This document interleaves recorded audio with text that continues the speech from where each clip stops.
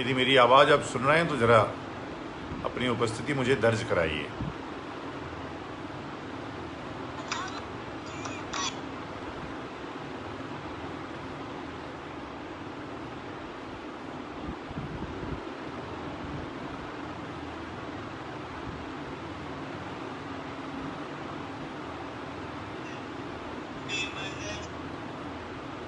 अच्छा,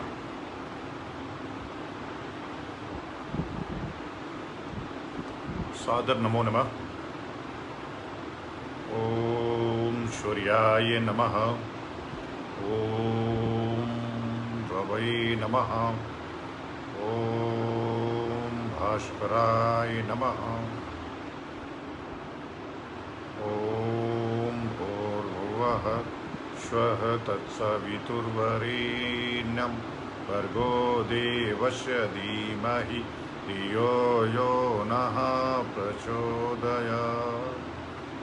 इस ग्रहण काल में आप इन मंत्रों का जप करते रहिए, ब्रह्म गायत्री का जप करते रहिए। तो ये ग्रहण काल है, इसमें कुछ कार्य वर्जित होते हैं, तो इसलिए आप मेरे साथ इस सत्संग में जुड़िए। आज योग दिवस भी है। मुझे उम्मीद है कि सुबह से सब लोग योग आदि कर चुके होंगे और अब आप मेरे साथ जुड़ करके जो आज विषय है उस पर चर्चा करेंगे। क्योंकि जो ग्रहण है वो ग्रहण तो सूर्य पे लगा है, अभी जो चाइना का ग्रहण हमारे देश पे लगा है उससे कैसे हम निवृत्त होंगे, इस पे चर्चा आज हम सब करेंगे इस ग्रहण काल में। चूँकि और आप अपना काम भी करते रहिए, ज़रा इसको शेयर भेजते रहिए। आज मुझे लगता है कि हम लोगों की बात सार्थक होगी, बातचीत हो पाएगी, इसलिए अवश्य आप सब जुड़ते रहिए और जोड़ते भी रहिए।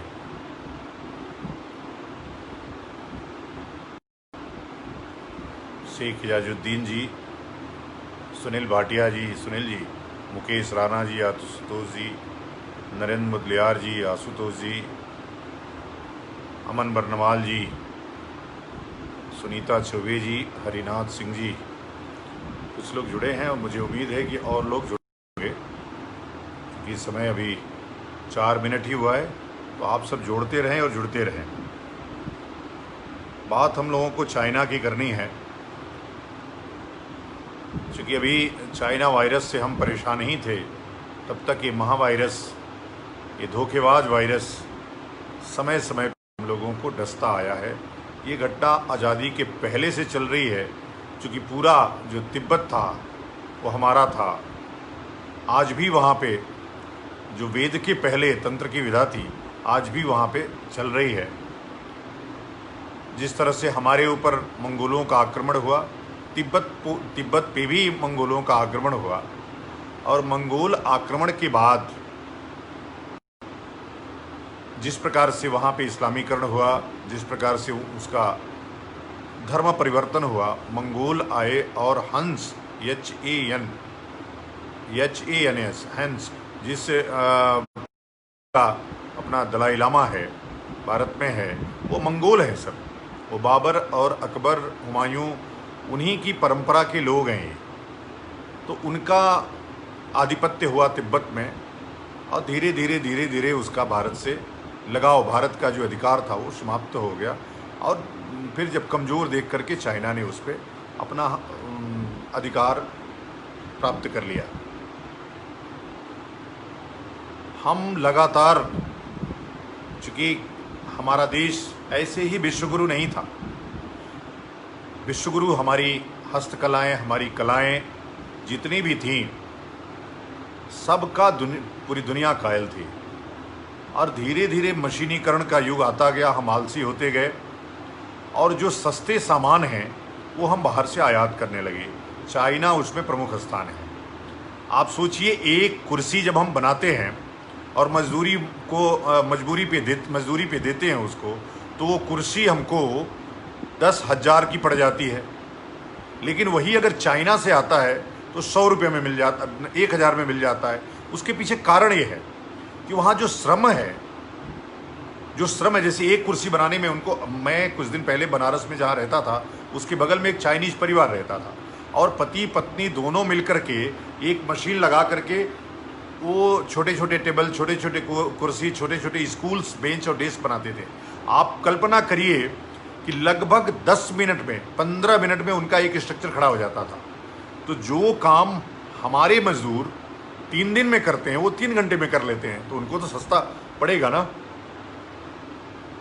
दूसरा, जो मटेरियल यूज करते हैं वो बिल्कुल लोकल और एकदम नकली होता है, तो नकली मटेरियल सस्ता मिला उनको, मजदूरी उनकी सस्ती हुई, तो इसलिए हम सस्ता हमको प्राप्त होता और हम खरीदते रहते हैं। आप देखिए छोटी छोटी चीज़ों में, अब मैं जिस स्टैंड से बात कर रहा हूँ, पता नहीं, हो सकता वो चाइनीज हो, मुझे पता नहीं है, बहुत कुछ चीज़ें हमको पता नहीं है, हमको ज्ञान नहीं है, लेकिन सस्ते के उसमें हम चाइनीज की अर्थव्यवस्था को धीरे धीरे बढ़ाते जा रहे हैं। ज़रा इसको शेयर तो करते रहिए, इसकी संख्या आज तो बढ़ाते रहिए। आज तो चाइना की बारी है, आज चाइना के कारण आपको हमारे साथ जुड़ करके और खुल करके, आप जब तक अपनी आवश्यकताओं को कम नहीं करेंगे तब तक चाइना का विरोध बेमानी है। और चाइना से जो सामान आप खरीदते हैं, हमारे मित्र वियतनाम से खरीदिए, आप वियतनाम से खरीद सकते हैं उस चीज को, ताइवान से खरीद सकते हैं उसको। ताइवान और वियतनाम हमारे मित्र देश हैं, हमारी संस्कृतियों के वाहक हैं, वो हमारी और उनकी सांस्कृतिक मित्रता है उनसे। इसलिए आज देखिए, जब हम संकट के घड़ी में खड़े हैं तो वियतनाम और ताइवान दोनों हमारे साथ बंदूक और तलवार लेकर के खड़े हैं कि चाइना को हम मिट्टी में मिला देंगे। तो जो हमारा मित्र है, जो सामान आपको चाइना में जितने रेट में मिलता है, यहाँ आकर के पड़ता है, वही रेट ताइवान से मिल सकता है, वही रेट वियतनाम से मिल सकता है। तो इसका विकल्प है, सबसे अच्छा विकल्प तो ये है कि हम किसी भी विदेश में निर्मित कोई सामान न उपयोग करें। लेकिन ये संभव नहीं है, क्योंकि वसुधैव कुटुंबकम है। लेकिन दुश्मन को समृद्ध करना ये भी एक शास्त्रीय अपराध है। तो जो दुश्मन है हमारा, हम उससे कोई सामान क्यों खरीदें? तो इसलिए यदि खरीदना जरूरी ही है तो हम उस सामान को वियतनाम और तिब्बत से खरीदेंगे, ताइवान से खरीदेंगे। मुझे लगता है कि आप सब इन बातों से सहमत होंगे। दूसरा, हम अधिकतम कोशिश करें। अब सोचिए, हर चीज, जैसे चाइनीज किल है, अब चाइनीज किल कह करके वो खरीद के लाता है, जब आप उसको ईंट में भी गाड़ते हैं तो वो तुरंत गड़ जाती है, वो इतनी मजबूत, इतनी अच्छी होती है। तो हम उतनी ही अच्छी क्वालिटी की किल अपने यहाँ क्यों नहीं बना सकते?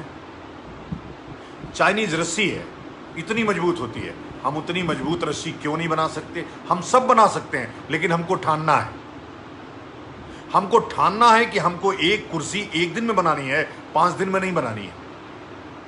तो जब आपके काम करने की गति, इफिशियंसी बढ़ जाएगी तो आपके यहाँ उत्पादन बढ़ जाएगा। तो सबसे जरूरी अपनी इम्यूनिटी, अपना स्वास्थ्य, उसको देखना है। और हमने कमाल करके दुनिया में दिखाया है। हमारे यहाँ आज 4 लाख से क्या, मुझे लगता है कि अदृश्य रूप से 10 लाख से ऊपर लोग प्रभावित हैं। लेकिन मौतों का आंकड़ा देखिए, पूरी दुनिया में सबसे कम मौतें हमारे यहाँ इसलिए हुई हैं कि हमारा इम्यून सिस्टम प्राकृतिक रूप से, चूंकि हम प्रकृति के सबसे नज़दीक रहते हैं, सबसे ज़्यादा हम शाकाहार अपनाते हैं, इस कारण हमारी इम्यून सिस्टम बहुत ही अच्छा है।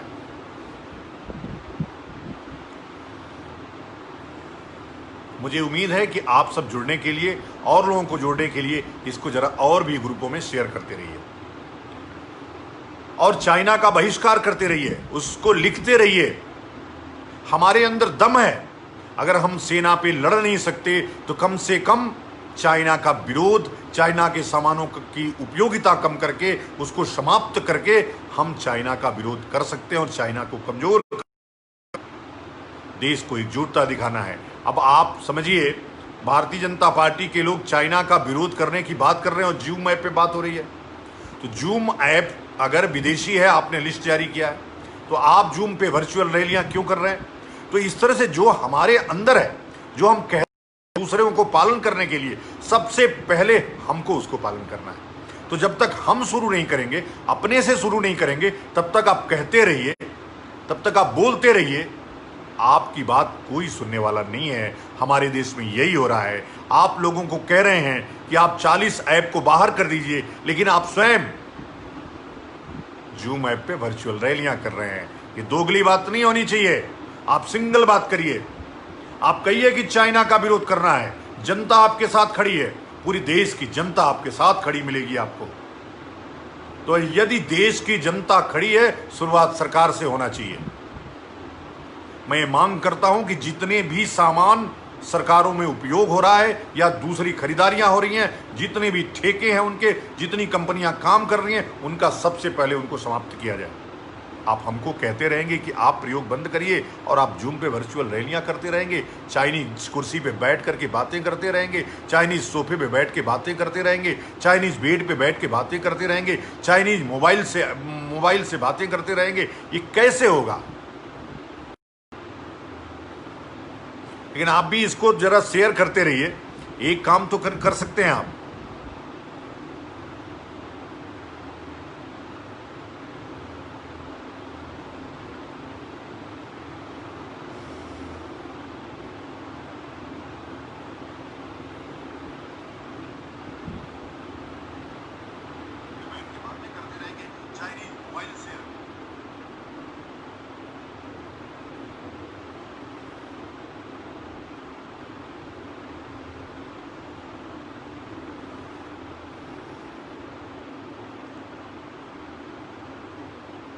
मुझे उम्मीद है कि आप सब इसको ठीक से शेयर कर रहे होंगे अपने पास।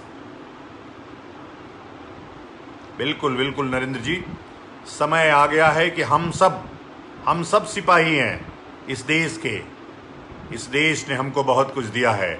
हमारे देश पे जो आंख उठाएगा उसको हम ऐसे ही नहीं छोड़ देंगे। लेकिन हम गोली नहीं चला सकते, तलवार नहीं चला सकते। जरूरत होगी तो वो भी करना पड़ेगा। हमको सीमा पे जाने की आवश्यकता होगी, हम सब सीमा पे जाएंगे।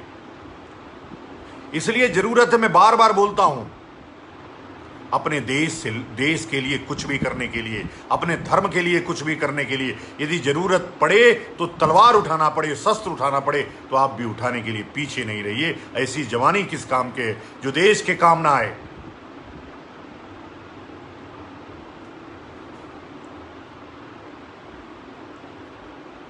प्यारे देशवासियों, मेरा आह्वान है कि आप जितना हो सकता है, जितनी जल्दी हो सकती है, आप इस चाइना से जंग के लिए, चाइनीज सामानों का, आप झालर की लालच में पड़ करके, आपके दीपक, अच्छे मिट्टी के दीपक कितना अच्छा और सुंदर लगता है, आप चाइनीज झालर लगा करके उस घर को बर्बाद करते हैं, उस घर की सुंदरता को खराब करते हैं। बहिष्कार करिए। चाइना अगर पंगु होकर के घुटने के बल आकर के भारत के सामने गिड़गिड़ाया नहीं तो फिर कहिएगा, इसलिए कि उसके पास कृषि नहीं है। हम भूखों नहीं हैं, हम भूखों नहीं मर सकते हैं, परंतु वो यदि भारत ने ठान लिया, भारत की जनता ने ठान लिया, तो चाइना के लोग भूखों मर जाएंगे। ये मेरा दावा है, ये मेरा वादा है आपसे।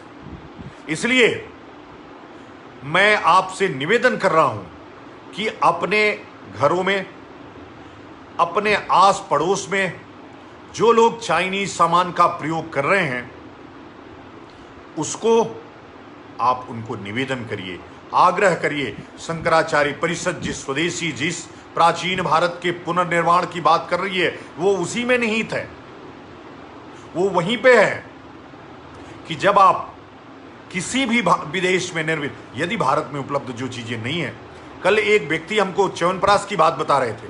उन्होंने बोला कि भारत में बंसलोचन जो जड़ी है, जो भारत में पाई जाती थी, वो भारत से समाप्त हो गई है। आखिर उसका संग्रह, उसका संरक्षण भारत सरकार क्यों नहीं कर रही है? आयुष डिपार्टमेंट बैठ करके क्या हो रहा है, क्या कर रहा है? तमाम आयुर्वेदिक औषधियां, आज भी मुझे औषधि निर्माण के लोग बोल रहे थे कि विदेशों से मंगाना पड़ रहा है। बंसलोचन जो च्यवनप्राश में पड़ता है, जिससे च्यवनप्राश आपके स्वास्थ्य वर्धक का काम करता है, वो बंसलोचन अफगानिस्तान से आ रहा है। और उसके बदले आज जो ये स्वदेश में डाबर बाबर काम करने वाले लोग हैं, ये सब केमिकल्स डाल रहे हैं, इसलिए कि बंसलोचन महंगा होगा। बंसलोचन डालने से च्यवनप्राश महंगा पड़ेगा, आपको सस्ता चाहिए। तो मेरा कहना यह है कि जिस लेवल पे आप काम कर रहे हैं, उस लेवल पर अपना संकल्प अपने साथ रखिए कि हम किसी भी कीमत पर, किसी भी दशा में, यद्यपि हमको मौत भी आ जाए तो भी हम चाइनीज सामान का प्रयोग नहीं करेंगे। ये हमारी ताकत है, देश की एकजुटता में ताकत है। लेकिन अभी नरेंद्र मोदी जी हमको बोल रहे थे कि अभी कोई रेडमी मोबाइल आई है, मार्केट से खत्म, गायब हो गई एक ही दिन में। ये किस प्रकार का विरोध है? ये किस प्रकार का देश है? आप एक तरफ सैनिक हमारे अपनी भूमि बचाने के लिए प्राण न्यौछावर कर रहे हैं, बलिदान कर रहे हैं, और आप उसी दुश्मन देश से सामान खरीद रहे हैं। ये ठीक नहीं है। मैं आपसे आग्रह कर रहा हूं, मैं आपसे निवेदन कर रहा हूं कि आप अपने से शुरुआत करिए, फिर हम प्रधानमंत्री पे दबाव बनाएंगे, फिर व्यापार को समाप्त करवाएंगे। अटल बिहारी वाजपेयी देश के प्रधानमंत्री थे। अमेरिका ने धमकी दिया कि अगर परमाणु बम विस्फोट हुआ तो प्रतिबंध लगा देंगे और भारत भिखारी हो जाएगा। अटल जी ने हिम्मत का परिचय दिया, पूरे देश ने, पूरे भारत ने उनका सहयोग और समर्थन किया। अटल जी ने बम विस्फोट किया। आज हम परमाणु संपन्न राष्ट्र हैं। अमेरिका ने प्रतिबंध लगाया, हमारा बाल बांका भी नहीं हुआ। जब अमेरिका हमारा कुछ नहीं बिगाड़ सकता है तो इस चाइनीज में क्या दम है, जो पूरा नकली ही है, कल कुछ भी कहने लगता है। को कहता है, कभी पिथौरागढ़ को कहता है, कभी उत्तराखंड को कहता है, कभी हमारे बद्रीनाथ को कहता है कि ये भारत का हिस्सा है। आप जरा इसको शेयर करते रहिए मित्र, आप अपना काम तो करते अवश्य रहिए, आप जरा इसको बढ़ाते रहिए। ये कम से कम 200 लोगों को तक तो बढ़ाइए, लोगों तक तो बढ़ाइए। आप जितना जिस ग्रुप में, समूह में शामिल कर सकते हैं उतना तो करिए, और लिखते रहिए चाइना मुर्दाबाद। आप लिखते रहिए, आप लोगों को जागरूक करते रहिए। चाइनीज सामान वैसे हर छोटी छोटी चीजों में शामिल हो गया है। उसी का माने सुई से लेकर के जहाज तक भारत में प्रयोग, हर नकली चीज चाइनीज है, हर नकली। आप कोई ऐसी टूटी हुई चीज देखेंगे जो जल्दी टूट जाएगी, जो नकली दिखेगी, उसको बोल देंगे चाइनीज है क्या? तो जो नकली है उसको, जब असली आपको मिल रहा है आपके देश में ही, नकली उपयोग करने की क्या जरूरत है?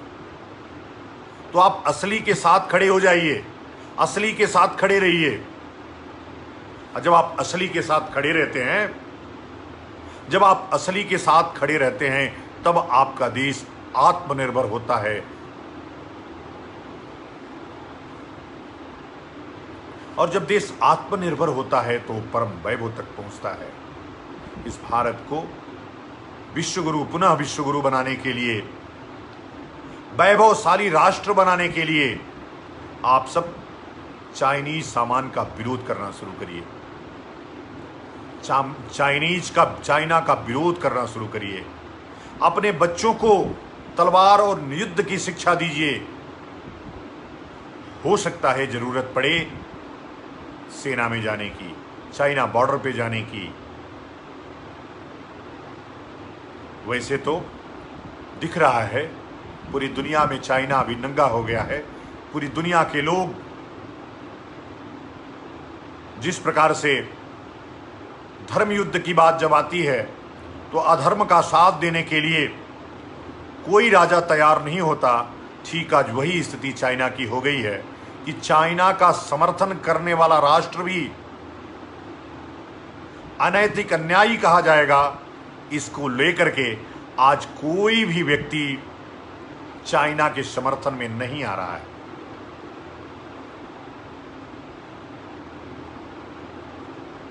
सरकार को, नरेंद्र मोदी जी हमारे कह रहे हैं कि सरकार को कुछ कदम ऐसे लेना चाहिए ताकि देश में बनने वाली चीज़ों के दाम कम हो। उसके पीछे बस यही है कि जब तक जो कौशल है वो बढ़ेगा नहीं, जब तक आपके अंदर नहीं आएगा कि हमने मजदूरी लिया है अगर 500 रुपये, तो इस 500 के बदले हमको 700 का काम करना है, जब तक यह स्वाभिमान आप में नहीं जगेगा, तब तक इसको कर पाना बहुत मुश्किल है नरेंद्र बाबू।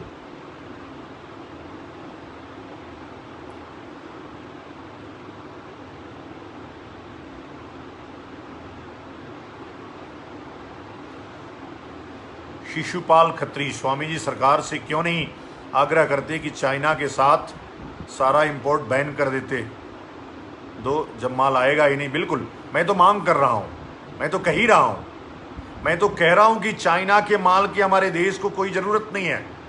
ऐसी कोई चीज बताओ जो चाइना से ना आए और हम भूखों मर जाएंगे, ऐसी कोई चीज नहीं है। लेकिन यदि हमने प्रयोग बंद कर दिया ठीक से तो वो भूखों जरूर मर जाएंगे। देखिए कितने कितने नालायक हैं।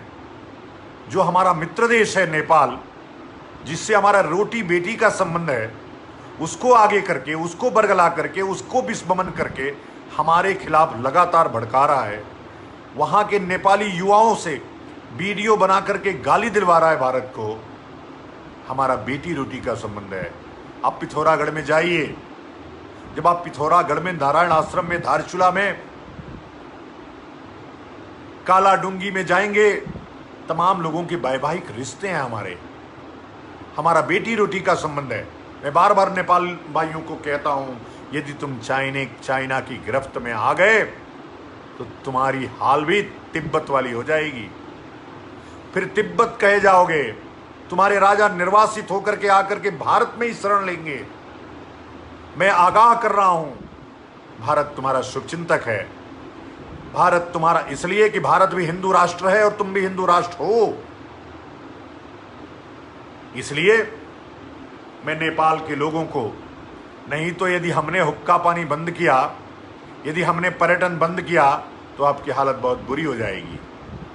परंतु हम मित्रता निभाना जानते हैं, हम मित्रता करते हैं, हमारे सांस्कृतिक संबंध हैं। इस चाइनीज लोगों से ना कोई इनका दीन है ना धर्म है, इनका कोई धर्म नहीं है। भिखारी कहेंगे। अब जरा इसको शेयर करिए, संख्या कम होगी तो अच्छा नहीं होगा। मुझे लगता है कि मेरे शंकराचार्य परिषद के जो वीर हैं वो इसको अवश्य शेयर कर रहे होंगे। जो हमारे समर्थक हैं, जो हमारे फॉलोअर्स हैं, वो भी इसको अवश्य अपने अपने समूहों में शामिल कर रहे होंगे। सारे काम सरकार के भरोसे छोड़ने से बेहतर है कि कुछ पहल स्वयं किया जाए। बिल्कुल, यही तो अपनी पहल है। यदि समाज आगे सत्ता पीछे तब तो होगा विकास, और सत्ता आगे समाज पीछे तब तो होगा बंटाधार। तो इसलिए सत्ता की तरफ मत देखिए, आप सत्ता हैं। यह लोकतांत्रिक राष्ट्र है। एक एक व्यक्ति देश का प्रधानमंत्री है, एक एक व्यक्ति देश का राष्ट्राध्यक्ष है। इसलिए एक एक व्यक्ति को यह संकल्प लेना है कि इस चाइनीज जो वायरस की तरफ, पूरे देश में आप देख ही रहे हैं, चाइनीज वायरस पूरे देश, पूरी दुनिया को तबाह कर दिया है। इसलिए इस राष्ट्र को, सब पूरी दुनिया को मिलकर के समाप्त करना होगा। अभी नहीं, आगे आने वाले के लिए साइबर क्राइम करने वाला है। एजेंसियां अलर्ट कर रही हैं और कर रहा, ऑस्ट्रेलिया का भी पूरा साइबर सिस्टम इसने नष्ट किया है। तो ये जो भी काम हो रहा है, जितने अनैतिक कार्य हैं, वो सब यही करता रहता है।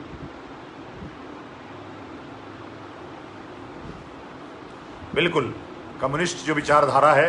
अभी देखिए, परसों एक फोटो हमने शेयर किया था सीताराम येचुरी और बृंदा करात का। इन सबों ने लिखा आर्मी डाउन डाउन, फिर भी अभी जेल नहीं भेजा गया। आप सोचिए, इस देश में जो ये कम्युनिस्ट विचारधारा है वह एंटी सोशल, एंटी रिलीजियस और एंटी ह्यूमन है। इनका कोई धर्म और कोई राष्ट्र नहीं है, ये विधर्मी है। लेकिन अगर हिंदू धर्म को आपको डाउन करना है तो ये मुसलमान बन जाते हैं, जैसे आपने केरला में देखा। ईसाई बन जाते हैं, जैसे आपने केरला में देखा। तो इनसे सावधान रहना है। अब धीरे धीरे प्रकृति ने इनको, इस चूंकि अप्राकृतिक, अनैतिक, अन्यायी लोग हैं, इसलिए धीरे धीरे कम्युनिस्ट इस धराधाम से जा चुके हैं। अब सीमित होकर के चाइना तक रह गए हैं। चाइना में भी इनकी पूरी सरकार अभी कई टुकड़ों में बट गई है। और हम अगर ताइवान और वियतनाम को मजबूत करने में सफल हो गए तो वो चाइना की पुंगी बजाने के लिए वही पर्याप्त है।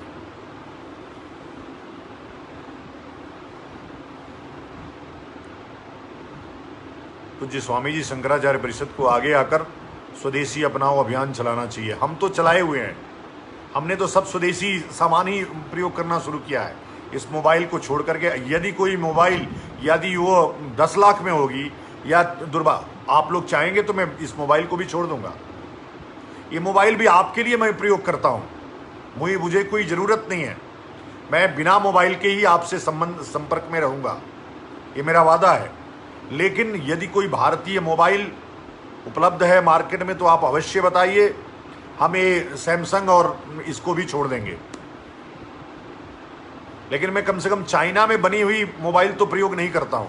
मैंने आईफोन को देखा, वो चाइना में बना हुआ नहीं था, इसलिए प्रयोग कर रहा हूँ।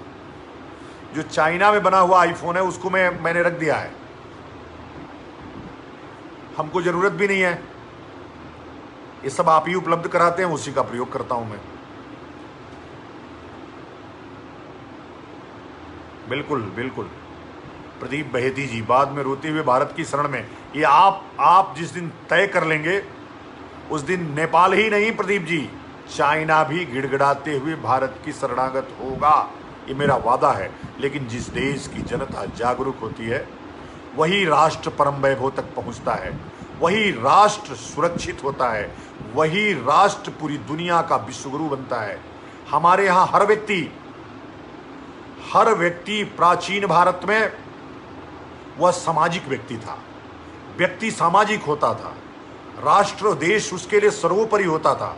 लेकिन आज जब आप देख रहे हैं पूरा देश जातियों में बटा हुआ है, छोटे छोटे टुकड़ों में बटा हुआ है, राजनीतिक दल अपना स्वार्थ सिद्धि के लिए कुछ भी करते हैं। आप देखिए कुछ राजनीतिक दल आज भी चाइना के समर्थन में है, फिर भी आप कुछ भारत के ही लोग उनको खड़ा करने का काम कर रहे हैं। तो ये जो आर्थिक दास हैं, यह कुछ भी, अगर नरेंद्र मोदी ने चाइना पे अटैक कर दिया तो प्रश्न पूछेंगे चाइना पे अटैक क्यों कर दिया। आपने देखा ही लिखा Indian army down down we support China का आपने पोस्टर देखा, फिर भी उनके ऊपर कोई मुकदमा तक नहीं हुआ। अगर ये ऐसे ही मन इनका ऊपर बढ़ता रहेगा, आप कल्पना करिए क्या होगा। तो सरकारें भी पता नहीं किसका इंतजार कर रही। सीताराम येचुरी देश से बड़ा है क्या? बृंदा करात देश से बड़ी है क्या? इस विकट समय में जब चाइना के लोग, चाइना की आर्मी हमारे भारतीय आर्मी के 20 जवानों को मौत के घाट उतार दी है, वो शहीद हो गए हैं, उस काल में ये लोग इस तरह की हरकतें, नीच हरकतें कर रहे हैं, फिर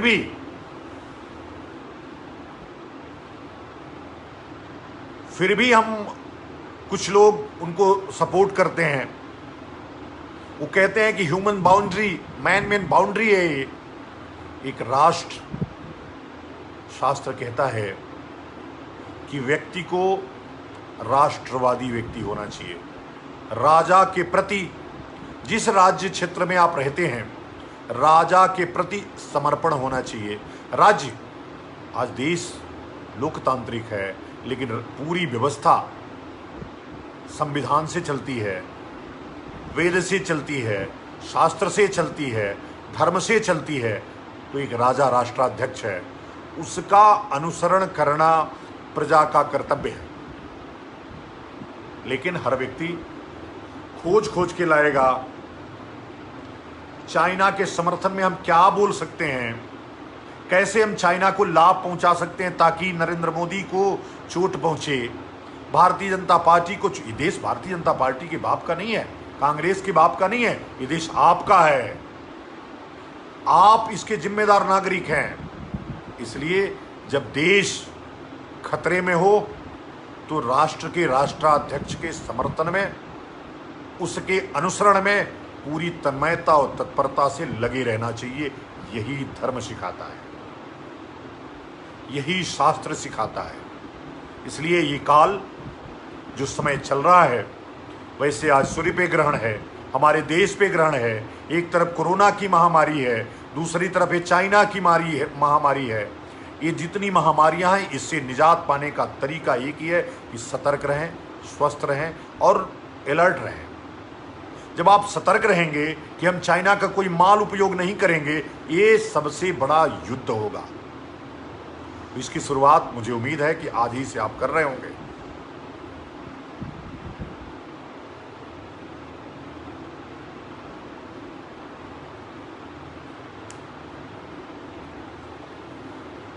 जरा इसको शेयर तो करते रहो भाई। नमो नारायण, विक्की सिंह जी, सुनील कुमार जी,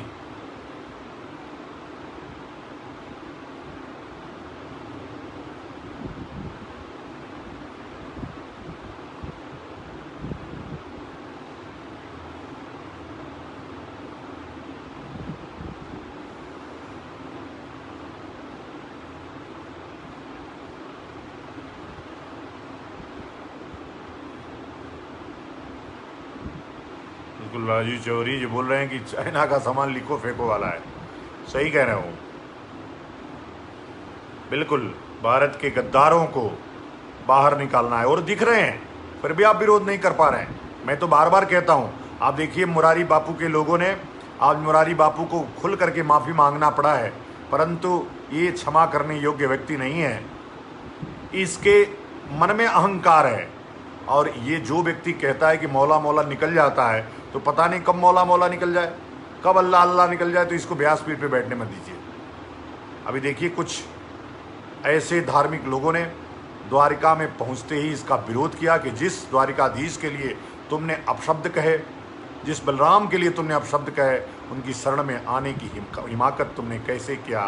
तो लोगों ने उसके मुंह पे कालिख पोतने का काम किया, बच गया। आगे अगर कथा करेगा तो बचना बहुत मुश्किल होगा। इनका ये सब चाइनीज है, ये सब मंगोलियन है। जो देश में रह करके देश के साथ गद्दारी करे, धर्म में रह करके धर्म के साथ गद्दारी करे, उसके साथ आप प्रेम रखते हैं तो आप भी गद्दार हैं। तो मैं कह चुका हूं, यदि मुरारी बापू की कथाएं जो करवाएगा उसका बहिष्कार होगा और अगली पंक्ति में शंकराचार्य परिषद का कार्यकर्ता होगा जो इसका मुंह काला करने का काम करेगा। मैं सुना रहा हूं उनके फूलों को, मैं सुना रहा हूं उनके फ्लावर्स को, जिसको फॉलोवर्स नहीं फ्लावर्स बोलते हैं वो। मैं उनके फ्लावर्स को चेतावनी दे रहा हूं कि अगर तुम्हारे में हिम्मत होगी तो कथा करा के दिखा देना। ऐसे विधर्मियों को कथा व्यासपीठ पे बैठने का कोई अधिकार नहीं है।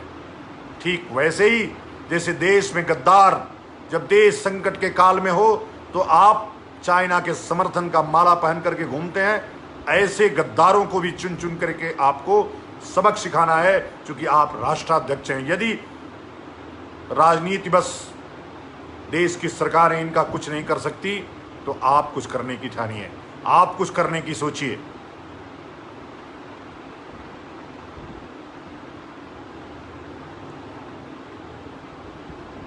नयन कुमार सिन्हा जी, बिल्कुल, लेकिन आप जरूर अपना समर्थन व्यक्त करिए, आप अपना विरोध दर्ज करिए। आज तो सोशल मीडिया का इतना बड़ा हथियार है आपके पास, सोशल मीडिया के हथियार को प्रयोग करिए और इन गद्दारों को चुन चुन करके इनका फोटो वायरल करिए, इनको कहिए।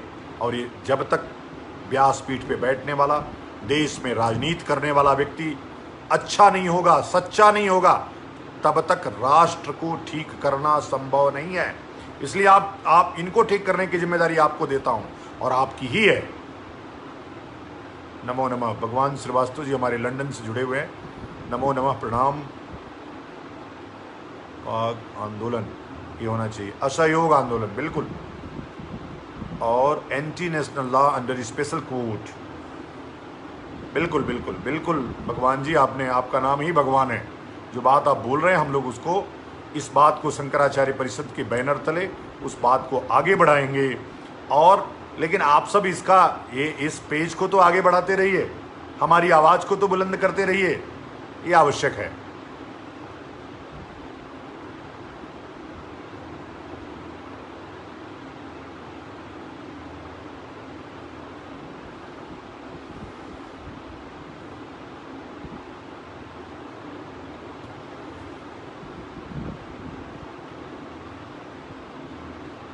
अति सर्वत्र वर्जती मुरारी बापू ने अब अति कर दी है। अब बहिष्कार जरूरी है, बहिष्कार बहुत दिनों से जरूरी है। अभी तो पता चला है ये आदमी तो शुरू से इस्लामिक है, इस्लाम के समर्थन में रहने वाला व्यक्ति है। ये सब खाल में घुस जाने वाले भेड़िए हैं, सतीश वर्धन जी नमो नमः, धीरज कुमार मिश्रा जी नमो नमः, अंशुल यादव जी जय हो। तो आप सब देश के संभ्रांत नागरिकगण, जिम्मेदार नागरिकगण, आज हमारे साथ संकल्प लीजिए कि जिस तरह से भी हो सकता है चाइनीज सामानों का बहिष्कार आप सुनिश्चित करेंगे। हमको ज़रूरत होगी तो वही चीज़ ताइवान और वियतनाम से आएगा, हम उसमें पढ़ेंगे कि ताइवान और वियतनाम का है तो हम उस सामान को खरीद सकते हैं। इसलिए कि संकट की घड़ी में ताइवान और वियतनाम हमारे दोनों मित्र देश हमारे साथ चट्टान की तरह खड़े हैं, और मुझे उम्मीद है कि आगे भी जब युद्ध होगा तो दोनों तरफ से हमारे साथ ये युद्ध लड़ेंगे, और हम उनके समर्थन में बस आप सबसे आह्वान कर रहे हैं कि उनको समृद्ध करिए। जो पड़ोसी अगर दुष्ट है तो उसको आपको बल नहीं देना चाहिए, लेकिन अगर पड़ोसी हमारा समर्थक हो तो उसको बल देना चाहिए, उसका समर्थन करना चाहिए।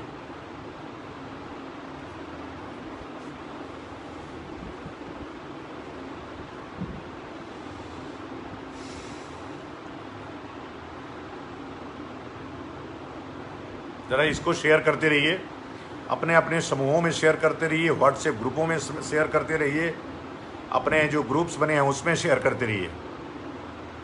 धीरज कुमार मिश्रा जी ने संकल्प लिया है, बहुत बहुत धन्यवाद आप। मुझे उम्मीद है कि चाइनीज़ मोबाइल भी प्रयोग नहीं करेंगे, घर में जो मोमबत्तियाँ हैं उसको स्वदेशी अपनाएंगे। एक एक छोटी छोटी चीज़ों के लिए हम चाइनाज पे निर्भर हैं। आप देख करके जिस दिन आप तय किए ना, ओह चाइनीज है, नहीं लेंगे नहीं लेंगे, उस दिन कोई व्यापारी लाएगा ही नहीं इनका सामान। मैंने जिस दिन सुना उसी दिन जूम को बंद कर दिया, अपने एक भी जूम मीटिंग हमने अटेंड नहीं किया। कई लोगों ने सेंड किया, हमने उसको ज्वाइन नहीं किया। लेकिन भारतीय जनता पार्टी आज भी वर्चुअल रैलियां, और भी राजनीतिक दल वर्चुअल रैलियां इसी जूम ऐप पे कर रही हैं, और उसी जूम ऐप से बोल रही हैं कि चाइना का विरोध होना चाहिए, चाइनीज सामानों का बहिष्कार होना चाहिए। अरे ये दोगली दोयम दर्जे की बातें नेताओं को बंद करना चाहिए। और आप सबको ऐसे नेताओं को, चाहे भी वो उसी राजनीतिक दल में हो जिसमें आप हैं, यदि आप खुल के विरोध करना शुरू करेंगे तो अच्छे नेताओं की फिर से एक फौज खड़ी होगी। और राष्ट्र, चूंकि यह लोकतांत्रिक राष्ट्र है, इसमें अच्छे नेता का होना बहुत आवश्यक है। इसलिए पार्टी नहीं, नेता चुनिए। यदि आपके विरोधी पार्टी का भी अच्छा नेता है तो उसका चुनाव करिए। इस पार्टियों के समर्थन का नुकसान यही है कि अयोग्य व्यक्ति भी आकर के आप पे शासन करना शुरू करता है। तमाम लोगों के क्षेत्रीय विधायक ऐसे मुर्दा आ गए हैं जिनका कोई होना और न होना, न खुशबू है न बदबू है, उनके होने और न होने का कोई मतलब नहीं है। इसलिए पार्टी चुनना बंद कीजिए, नेता चुनना शुरू कीजिए। अपने ही बीच का कोई व्यक्ति है, कोई चाय वाला यदि प्रधानमंत्री बन सकता है तो छोटा से छोटा पंचर वाला जो अगर योग्य है तो वो प्रधानमंत्री क्यों नहीं बन सकता? तो उसको उठाने का प्रयास करिए। अगर कोई ईमानदार नेता है, अभी पंचायतों का चुनाव आ रहा है, आप शराब पे मत बिकिए, आप दारू पे मत बिकिए, आप रुपए पे मत बिकिए। आप देखिए पंचायतों में यदि पंचायत से आपने अच्छे ग्राम प्रधान का चुनाव करना शुरू किया तो हिवरे बाजार जो महाराष्ट्र में गांव है, वो योग्य प्रधान के दम पर ही आज पूरी दुनिया में हिवरे बाजार का नाम है। तो इसलिए नेता चुनिए, पार्टी नहीं। मैं लगातार कहता हूं कि राजनीतिक दलों के चुनाव का दुष्परिणाम है कि योग्य लोग ऐसे ही घास छिल रहे हैं, और योग्य आरक्षण जिस प्रकार से अपने देश को खोखला कर रहा है, वैसे ही ये राजनीतिक दल भी हमारे देश को खोखला कर रहे हैं, नेता विहीन बना रहे हैं। जिसके पास पैसा है वही विधायक बनेगा, जिसके पास प्रॉपर्टी है वही नेता बनता है। और यदि योग्य नेता होता तो चाइना की इतनी हिम्मत नहीं होती आपके ऊपर आंख उठाने की। 62 में देखा आपने, हथियार नहीं था लेकिन हम खुखरी से लड़ने का काम किए थे। यही हुआ 2020 में भी, हमको हथियार चलाने का आदेश नहीं था, हथियार होते हुए भी हम मरते रहे। ये कैसे समझौता है? ऐसे समझौता का कोई मतलब नहीं है कि हमको कोई हत्या हमारी करती रहे और हम गोली न चलाएं। मुझे उम्मीद है कि उस समझौते को जो कांग्रेस ने किया था, उस समझौते को भारतीय जनता पार्टी की सरकार अवश्य तोड़ने का काम करेगी, और ऐसे जितने भी समझौते हैं उसको समाप्त करने का काम करेगी, और आर्मी को हमारे खुली छूट देने का काम करेगी। और आप समझिए, हमारे पास जो कुमाऊं रेजिमेंट है इस चाइनीज से लड़ने के लिए पर्याप्त है। इनके छक्के छुड़ा देते हैं वो। तो इनकी कुमाऊं रेजिमेंट की संख्या और बढ़नी चाहिए, इसमें भर्तियां और बढ़ानी चाहिए और बढ़ा करके बॉर्डर पे इनको ठीक से खुली छूट दे करके छोड़ देना चाहिए। देखते ही पेशाब हो जाएगा चाइना के लोगों को, ये मेरा विश्वास है। यदि धोखा नहीं किया तो एक भी सैनिक हमारा मारा नहीं जाएगा। चाइना की इतनी हिम्मत नहीं है कि हमारे साथ यदि देश एकजुट है, हम सीमा पे जाने के लिए तत्पर और तैयार हैं और हम देश के समर्थन में हैं, सरकार के समर्थन में हैं, आर्मी के समर्थन में हैं। चाइना मुंह उठा करके, आंख उठा करके देखने की हिम्मत नहीं करेगा। युद्ध लड़ना तो बड़ी बात है, इसलिए कि ये योद्धाओं की भूमि है। हमने तमाम गुलामियां देखी है, तमाम झंझावात देखे हैं, उसके बावजूद भी हम खड़े हैं। मुझे उम्मीद है कि आप सब अपने अपने समूह में इसको शेयर कर रहे होंगे और हमसे संवाद के लिए ये आवश्यक है कि आप भी कुछ न कुछ लिखते रहें। आप लिखते रहिए, कुछ हमको सुझाव देते रहिए, हम सरकार से किस ढंग की बात कर सकते हैं इसको अवश्य बताते रहिए।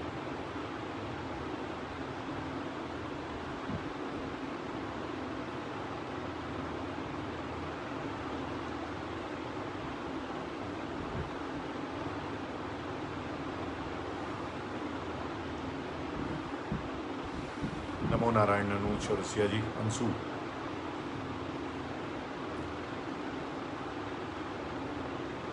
सिंटू बर्नवाल, राहुल शर्मा, नमो नमः। हमारे युवाओं की एक पूरी फौज है शंकराचार्य परिषद के पास, जो फेसबुक व्हाट्सएप पे कम है, समाज में ज़्यादा काम करते हैं। फिर भी हमारी जो संख्या है वो धीरे धीरे उत्तर बढ़ रही है, लेकिन जो चाहिए एक साथ बढ़ने की वो नहीं बढ़ पा रही है।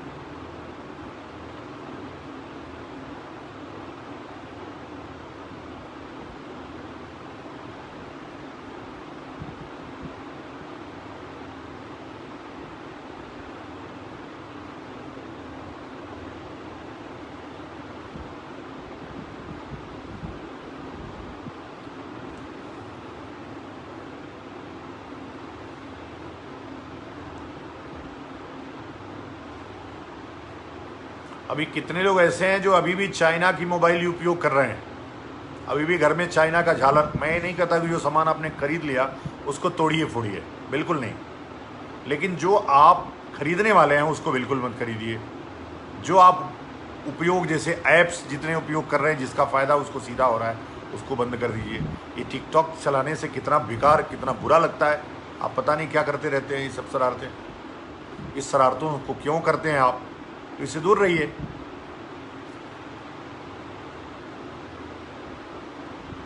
और ज़रा इस वीडियो को शेयर करते रहिए, लोगों को जोड़ते रहिए।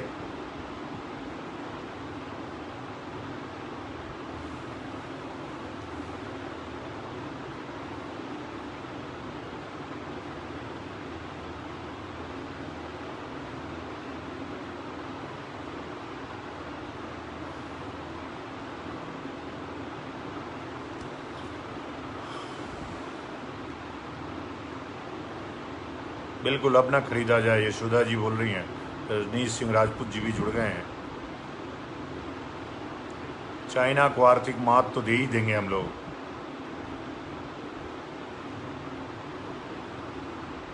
बिल्कुल, जो हमारे सैनिकों को छोड़ देगा हम उसके समर्थन में क्यों रहेंगे? जो हमारे धर्म को छोड़ देगा हम उसके समर्थन की बात क्यों करेंगे? कुछ ऐसे दलाल टाइप के लोग हैं अपने देश में, गद्दार टाइप के वामपंथी हैं।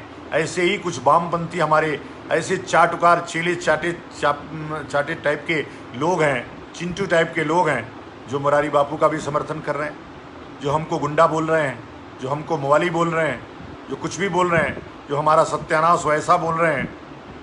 ऐसे तमाम फर्जी योगियों को, भोगियों को, ढोंगियों को ठीक करिए। उनको भी चेतावनी दीजिए कि अगर तुम समर्थन, देखो, अपराध करना, अपराध को उकसाना और अपराध को बल देना सभी अपराध है। इसीलिए चाइना के समर्थन में बोलना, चाइना सामान उपयोग करना, जो देश को हमारी चोट पहुंचाए उसके विरोध में होना, यह देशभक्ति है। उसके समर्थन में होना, उसका उपयोग करना, यह देशद्रोह है। इसलिए देशद्रोह, धर्मद्रोह दोनों वर्जित है, दोनों मत करिए।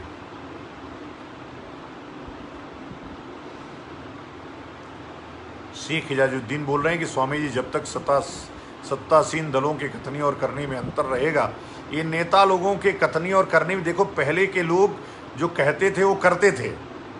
आज के लोग, ये आडंबर वाले लोग जो आप देखिए तमाम लोगों का योग पे फोटो आ रहा है, उनको देखिए किस प्रकार से योग कर रहे हैं वो, आपको समझ में आएगा इनका। और मुझे धन्यवाद देना चाहिए सोशल मीडिया को। यदि सोशल मीडिया न होता तो इतने समाजसेवी पैदा नहीं होते, यार सोशल मीडिया नहीं होता तो इतने योग गुरु पैदा नहीं होते, इतने योग करने वाले पैदा नहीं होते। तो सोशल मीडिया का सदुपयोग यही है कि बड़ी संख्या में सामाजिक कार्यकर्ता, योग ऋषि, योग गुरु तैयार हो रहे हैं और दिख रहा है। जिसको सहयोग नहीं करना है वो भी सहयोग करके फोटो खिंचाने के लिए ही सही सहयोग तो कर रहा है। ये इसका मैं समर्थन नहीं करता हूं कि आप किसी को दान दीजिए, उसको दिखाइए मैं दान दे रहा हूं, परंतु यदि इससे कोई किसी को बल मिल रहा है, जरूर होना चाहिए। संजय पाठक जी, सानिया पाठक, हरिओम, नमो नारायण। फोन रखे हो तो उसको रख दो, उसकी उपयोग की जरूरत नहीं है। नया फोन ले लो मुकेश राणा, अच्छी बात है। जो लिए हैं उसको कोई दिक्कत नहीं है, उसको समाप्त मत करिए। नई कोई भी चीज आप मत खरीदिए, मत लीजिए, ये हमारा आह्वान है, ये हमारा कहना है। आसान तो नहीं है मित्र, लेकिन अरविंद उपाध्याय जी हमारे प्रदेश संयोजक बोल रहे हैं, लेकिन हमको संकल्प लेना होगा। जरूर जरूर जरूर जरूर। आपने पूरी एक सूची हमको लग रहा है कि जारी कर दिया है। ओला, स्विगी और बहुत सी कंपनियां जिसमें लाखों लोगों के रोजगार प्राप्त हो रहे हैं, पहले सरकार को उनके लिए रोजगार के अवसर देना चाहिए। मैं ऐसी मांग रखता हूं सरकार के सामने कि इससे किसी प्रकार का रोजगार न छिने, लेकिन हम साथ साथ ये भी कहते हैं कि जितना हो सकता है चाइना पे आर्थिक प्रतिबंध, आर्थिक व्यापार, व्यापारिक संबंध, ये सब समाप्त करना चाहिए। और ये सब सोचने का विषय नहीं है कि इतना आसान है। आप समझिए, इस चाइनीज वायरस ने करोड़ों लोगों को बेरोजगार कर दिया अरविंद जी। करोड़ों लोग रोजगारहीन हो गए, बेरोजगार हो गए। तो ऐसे यदि चाइना के एकमात्र बहिष्कार से यदि 1-8 करोड़ लोग बेरोजगार भी होते हैं, तो उतनी बेरोजगारी ही सही, और उनका निश्चित रूप से सरकार को, हम सब धार्मिक संस्थाओं को, सामाजिक संस्थाओं को रोजगार की पूरी व्यवस्था करनी चाहिए।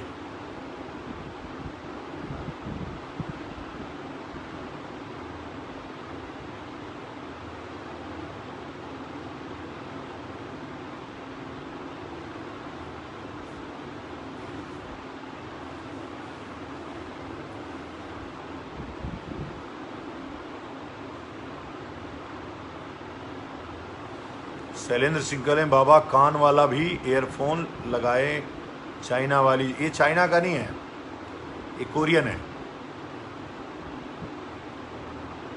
मैं सब जांच पड़ताल ले लिया हूं शैलेंद्र जी, मैं कोशिश कर रहा हूं। खरीद भी लिया है तो मैं फिर नहीं खरीदूंगा, ये वचन दे रहा हूं। फिर कोई चाइना सामान मैं तो नहीं उपयोग करूंगा, मुझे उपयोग की जरूरत भी नहीं है। और मुझे आप बताते भी रहिए, हो सकता है मेरी अज्ञानतावश मैं कोई सामान प्रयोग कर रहा हूं तो उसको समाप्त करूंगा। मैं ये आपसे निवेदन, वादा अपने लिए भी कर रहा हूं।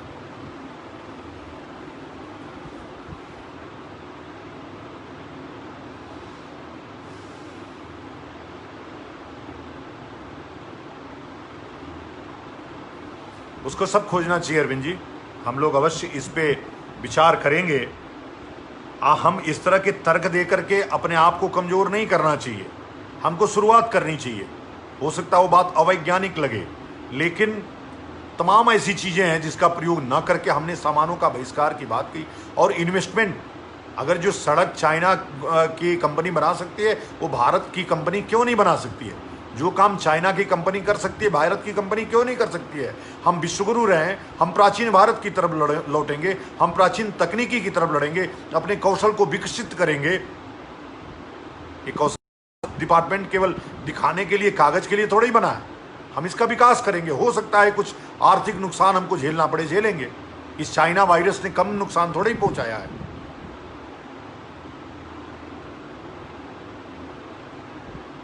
अवश्य। धन्यवाद।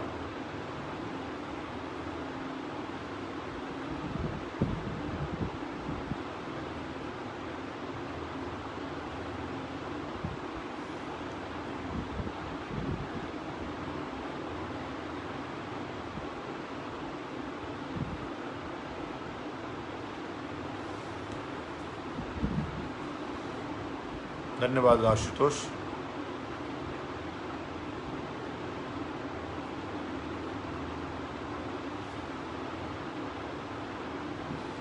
ऐसे कितने लोग हैं जो चाइना का सामान, अब आप ग्रहण काल में थोड़ा अंदर अंदर गायत्री जब भी करते रहिए, कुछ ऐसे जब भी आपको करते रहना है, मंत्रों का, गुरु मंत्र का जप करते रहना है, गणपति मंत्र का ओम, कुछ नहीं है तो ओम गंग गणपति नमः करते रहिए, कुछ न कुछ जपते रहिए। अपने समय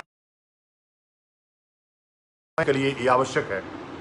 ग्रहण काल में बाहर निकलने से कुछ नुकसान पहुंच सकता है उसकी रेज से आपको, इसलिए घर में रहिए, सुरक्षित रहिए और हमसे, हमारे साथ आज सत्संग करते रहिए। आप कल अवश्य किसी जा कर के घाट पर गंगा स्नान के बाद किसी मलक्ष को दान करना है, किसी पंडित को दान नहीं करना है, दान मलक्ष को करना है। वो यही शास्त्र सम्मत है। तो उसकी भी आवृत्ति करते रहिए, उसकी भी बात बोलते रहिए। लेकिन ये जो ग्रहण अपने देश पे लगा है, इसकी चिंता ज़्यादा करिए। सूर्य पे ग्रहण एक निश्चित समय तक लगा है। हमारे देश के ऊपर एक अनिश्चितता जो बनी हुई है, उस अनिश्चितता के बादल छांटने के लिए हमको एकजुट होकर के इस देश के समर्थन में एकजुट होकर के देश के लिए काम करना है। और सोचना नहीं है कि इससे हमारा आर्थिक नुकसान कितना होने वाला है। कुछ भी हो, यदि हो सकता आर्थिक नुकसान होगा भी तो हम सहेंगे, उसको सहने के लिए तैयार रहेंगे।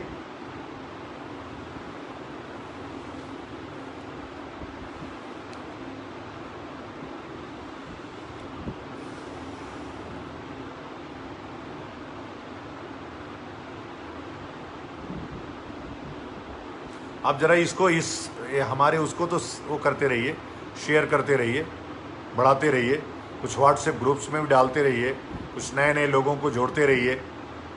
सुनीता जी भी बोल रही हैं चाइना हमारे देश को अपने प्रोडक्ट को कम रेट में सेल करके अपने नीच नीतियों द्वारा भारत के उपभोक्ताओं को गुलाम बना रहा है। देखिए उसको क्या है, उसको फिर भी तो फायदा हो रहा है। हमने कहा कि जब तक श्रम और कौशल का विकास नहीं होगा, जैसे बताया ना कि एक चेयर को बनाने में हमारे यहाँ एक मजदूर को 2 दिन लग सकता है, लेकिन चाइना के मजदूर को 1 घंटे लगता है। तो वो जो श्रम 1 घंटे में वो कितनी चेयर्स बनाया, बल्क बनाया उसने 1 दिन में, तो वो जो लाभ है वही लाभ है उसका। और दूसरा जो मटेरियल नकली डालता है वो उसको लाभ है। तो इस नकली चाइना को, इसको वास्तव में नकली बना देना है और इस धोखेबाज चाइना को इस बार अवश्य सबक सिखा देना है कि ये 62 की लड़ाई में भी तुम हार करके जीत गए थे। ये 2020 है, जब देश सशक्त है, सशक्त हाथों में है, देश की जनता भारत सरकार के साथ है, तुम कुछ बाल बाका नहीं कर सकते हो। हम छोड़ के जाने के लिए नहीं कह रहे हैं, हम इसका समर्थन करने के लिए कह रहे हैं, इसको आगे बढ़ाने के लिए कह रहे हैं।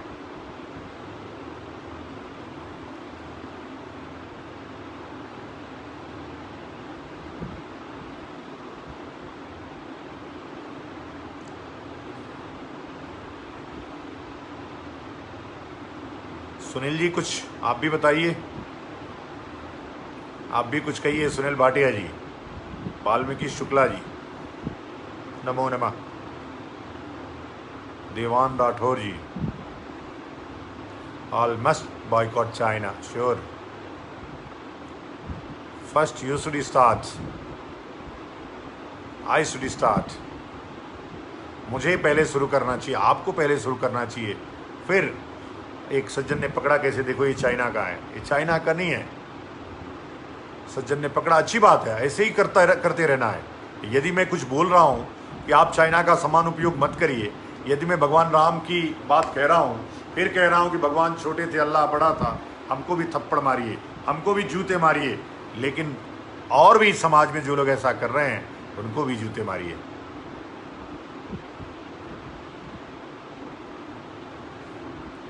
किससे बाहर निकलना होगा सुनील जी? अब यहाँ से बाहर नहीं निकलना है, थोड़ी देर और रहेंगे हम लोग। मुझे लगता है कि समय भी हो गया है, लेकिन फिर भी थोड़ी देर ग्रहण काल है। आप सब कहाँ जाएंगे?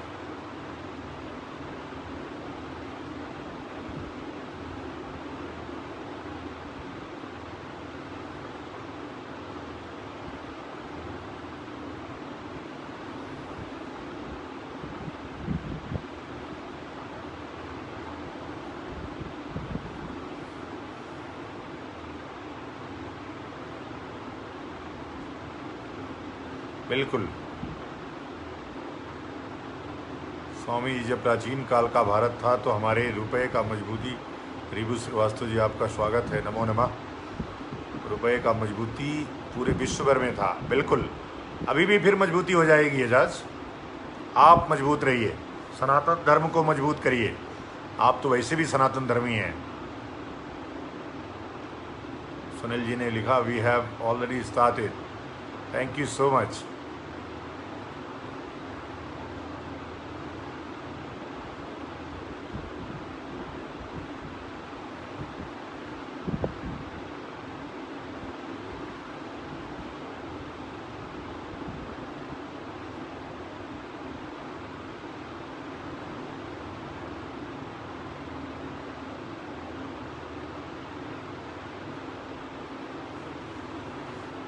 हम खुद चाइना को मिटाना चाहते हैं, पंडित अजीत कुमार पांडे। वाह, बहुत अच्छा। ये इतना भाव तो रखते हैं, ये भाव रखना भी बड़ी बात है। इस भाव से ही मिट जाएगा वो। हमारे अंदर अगर संकल्प शक्ति है तो हम समाप्त करने के लिए, किसी के लिए उद्धृत होंगे, देश का समर्थन करेंगे।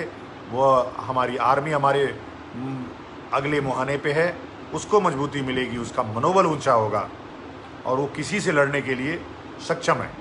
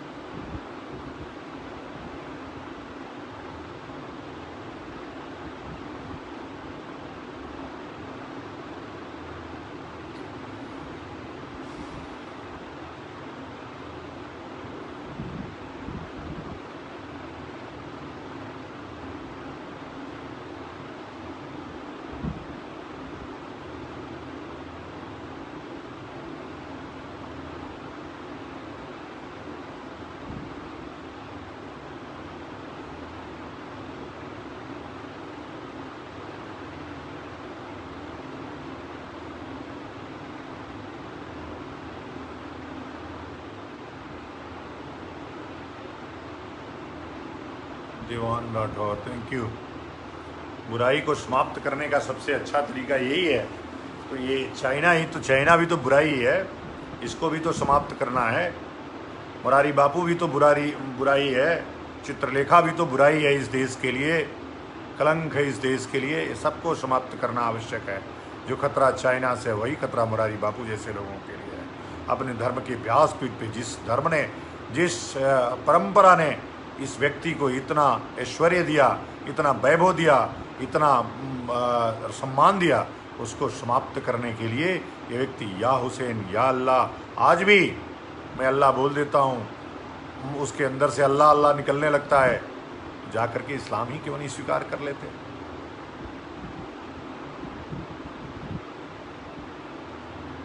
जय सनातन, जन जन सनातन, मम दीक्षा हिंदू रक्षा, मम मंत्र समानता, ये हमारा मूल मंत्र है। शंकराचार्य परिषद अपने कार्यकर्ताओं के माध्यम से, अपने सहयोगियों के माध्यम से, अपने अनुयायियों के माध्यम से आज देश ही नहीं पूरी दुनिया के कोने कोने में पहुंच रहा है।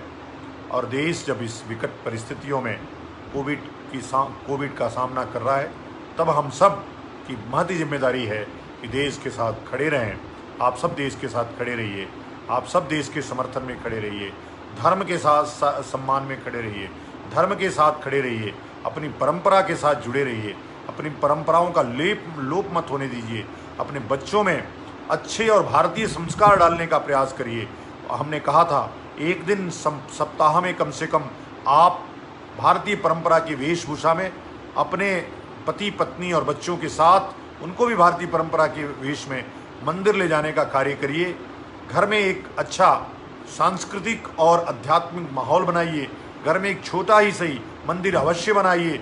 खाने और मंदिर में पूजा का समय और कम से कम साथ में आरती का समय अवश्य बनाइए। ये सब अपने धर्म को समृद्ध करने में, उसकी मजबूती प्रदान करने में सहायक होगा। आप सब भी सहायक होंगे। मुझे उम्मीद है कि हमारी बात अवश्य आपको अच्छी लग रही होगी और आप इसको अपनाएंगे। ये सब अपने संस्कार अपनाने से ये चाइना जैसे छोटे मोटे देश अपने आप समाप्त हो जाने वाले हैं। यदि हम आत्मनिर्भर हो गए, हमको दुनिया के किसी के ऊपर निर्भरता की कोई आवश्यकता नहीं है। एक किसान को किसी के ऊपर आत्मनिर्भर रहने की आवश्यकता नहीं पड़ती है। वो कपड़ा भी स्वयं बनाता है, स्वयं बुनता है। गांधी कभी जब विदेशी सामानों की होली जला रहे थे तो उस काल में पूरे देश एकजुट होकर के स्वदेशी, तभी से खादी का इतना प्रचलन बढ़ गया। तब से एकजुट होकर के विदेशी सामानों का होली जलाई गई और सभी विदेशी सामानों का प्रयोग करना भारतीय बंद कर दिए थे। आज फिर जरूरत है उसी तरह के दृढ़ संकल्प की, उसी तरह के आह्वान की। मुझे उम्मीद है आप सब मेरे आह्वान को जरूर अवश्य सुनेंगे। आप जागरूक नागरिक हैं, आप सम्मानित नागरिक हैं इस देश के, आप सनातन धर्मी हैं, इसलिए अवश्य हमारी बात को सुनेंगे और गुनेंगे। मुझे उम्मीद है कि हमने आज जो चाइना का संकल्प लिया है, उस संकल्प के साथ आप आगे बढ़ेंगे और इस देश को वैभवशाली बनाने में अपना जो योगदान है उसको देंगे। इस राष्ट्र को आत्मनिर्भर बनाने में जो अपना योगदान है उसको अवश्य देंगे। देंगे ना? संकल्प है आपका?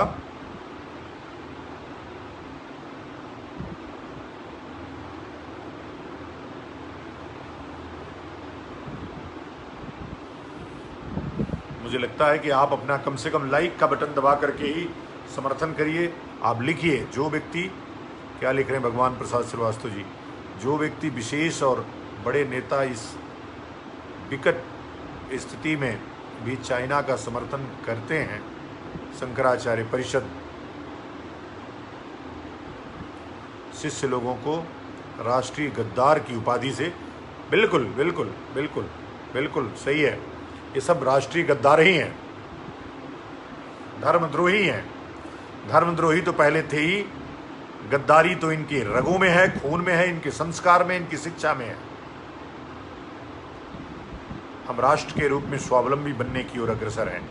हम जब सरकार पे भी निर्भर नहीं रहेंगे, हम जब किचन की सब्जी स्वयं उगाना शुरू करेंगे, अपने ही किसानों से लेना शुरू करेंगे, हमारे पास रोटी, कपड़ा और मकान, इसके अलावा कुछ नहीं है, इसमें चाइना के सामानों की कोई उपयोगिता की ज़रूरत नहीं है।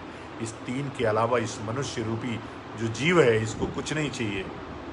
इसलिए आप संकल्प के साथ शंकराचार्य परिषद के इस प्राचीन भारत के पुनर्निर्माण के लिए जो संकल्प हम सब ने दिखाया है, उस संकल्प के साथ आप चलिए और हमको मजबूती प्रदान करिए।